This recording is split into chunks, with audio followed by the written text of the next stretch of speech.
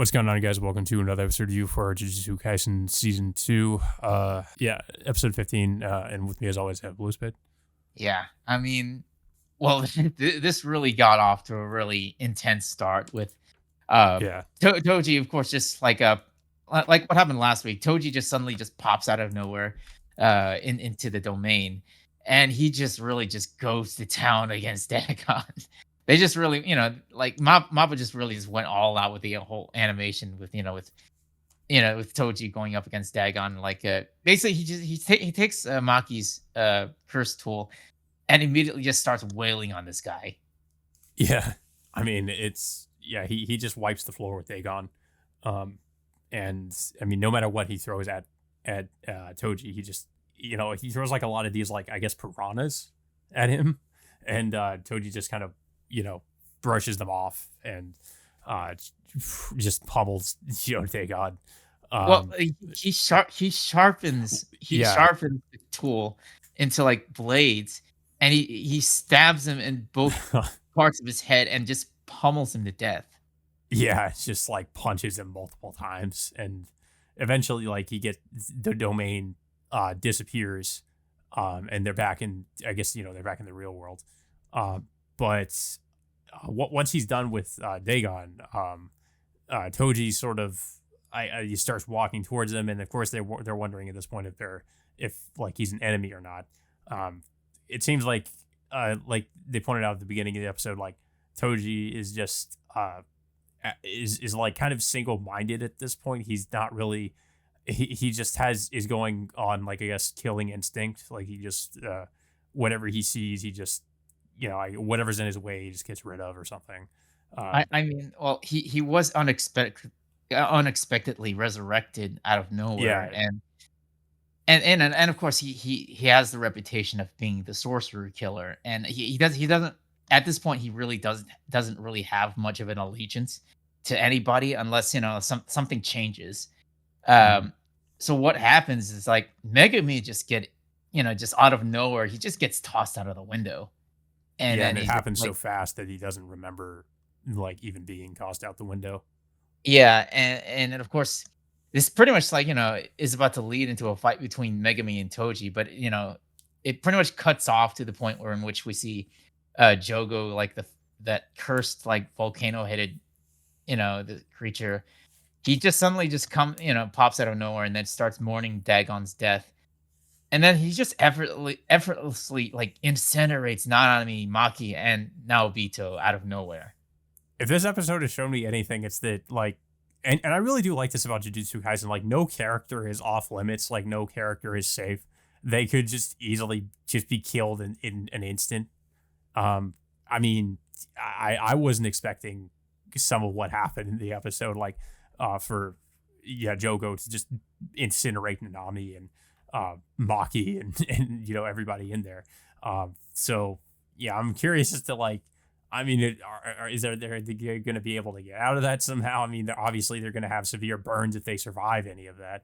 I mean, Um, I did get kind of spoiled in what well, yeah, happens yeah, to I one of guess them. I know Yeah. what happens with. I'll just say one of the characters, and yeah, kind of interested to see if we get to see any of that in this arc. But yeah, we also cut back to the underground subway, where basically where the two girls, I forget what their names The are, the the sisters.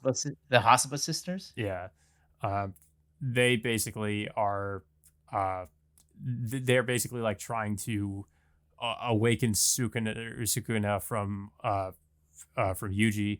They have a lot of Sakuna's, or, well, one of Sakuna's fingers. So they try to use that to get Yuji to swallow that so that they can awaken Sukuna and, like, make Yeah. some kind of a deal with him. Yeah, but Jogo suddenly just appears and scares them off, and then he proceeds to feed Yuji 10 more fingers, making a total of 15 fingers within him. Well, and he And points out then too, like, if Yuji gets fed, like, I guess, a lot of Sakuna's fingers at once, that he would completely, like, lose control, and that Sakuna would take over, and Yuji would, like, have no control over his body at all or something.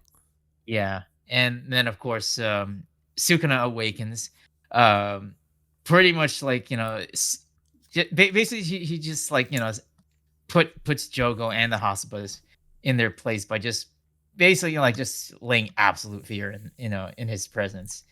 Um, of course, the first thing they do is like they prostrate themselves in front of Sukuna, and Sukuna, of course, asks the one of the hospice sisters Well, what they want. Jogo didn't prostrate himself low enough, so he cuts off part of his head.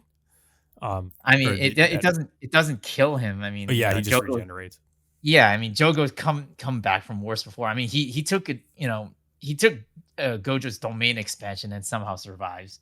Yeah. Um, but yeah, it's like Sukuna asked one of the sisters if like what they want in exchange for providing the finger, and one of them asked them to kill the fake Ghetto, and of course the in exchange they offer like another finger, uh, somewhere as further compensation, but um, Sukuna, of course, he just basically just like well he decapitates one of them, and then of course the other one like like just gets stunned and mourns her sister's death and tries to kill Sukuna, which is well obviously not the best choice, and he just basically just dices her to death. Yeah. Yeah. That was also kind of shocking. I mean, because they kind of just reintroduced those characters and then they got killed off just as quickly.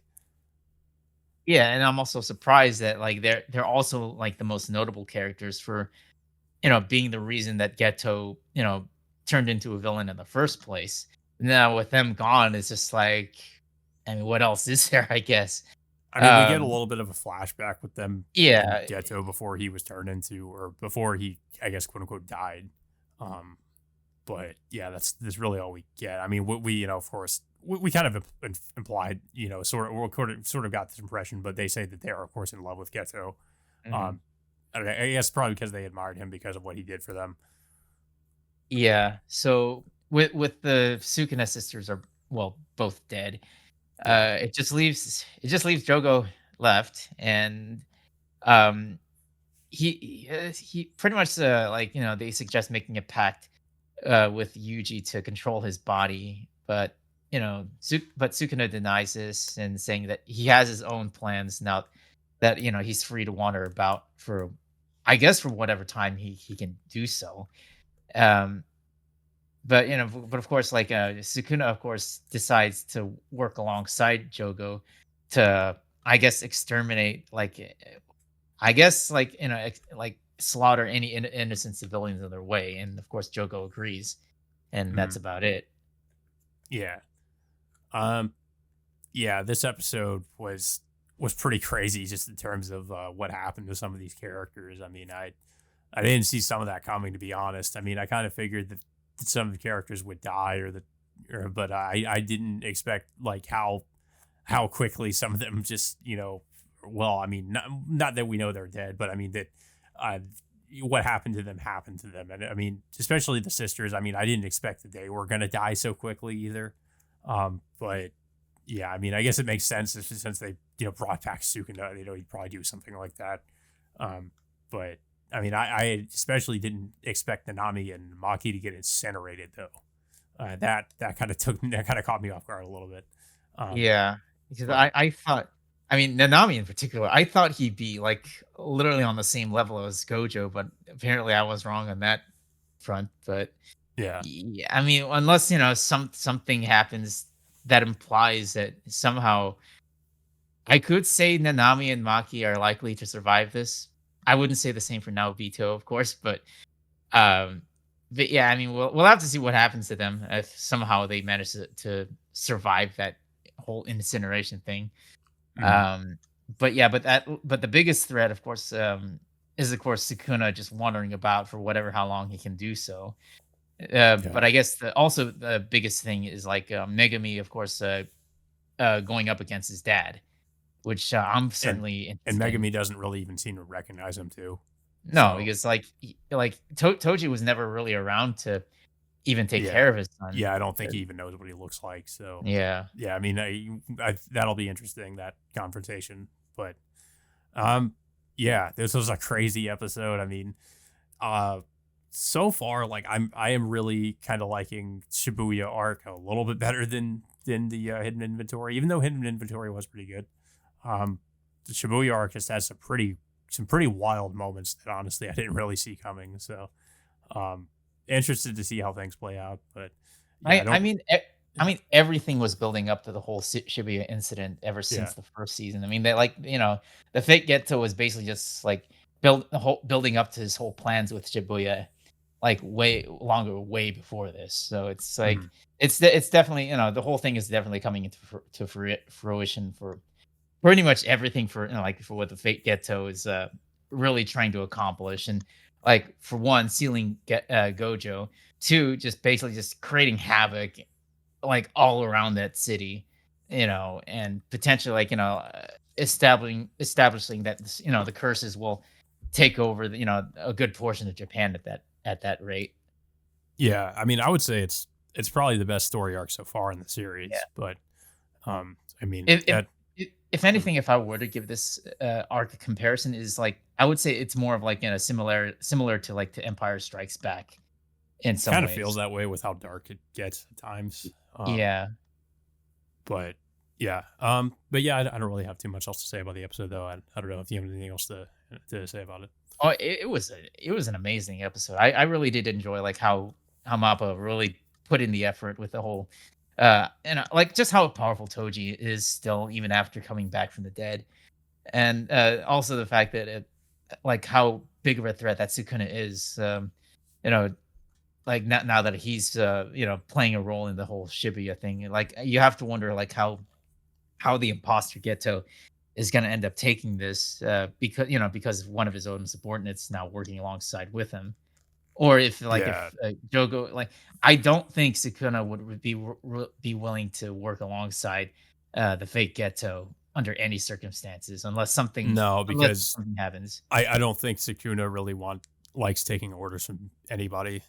So yeah, I can't imagine that. Yeah. But yeah, guys. So with that all being said, until next time, we will see you all later.